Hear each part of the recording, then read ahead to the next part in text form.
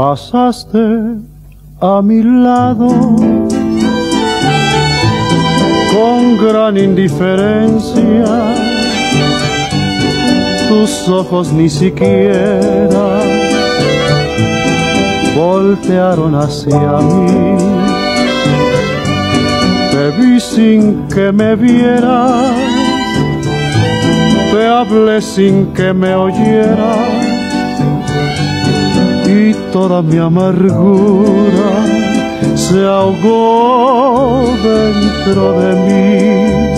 Me duele hasta la vida saber que me olvidaste, pensar que ni desprecios merezca yo de ti.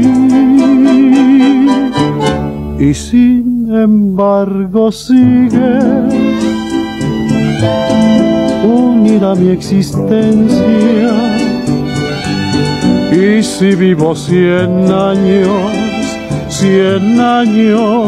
pienso en ti.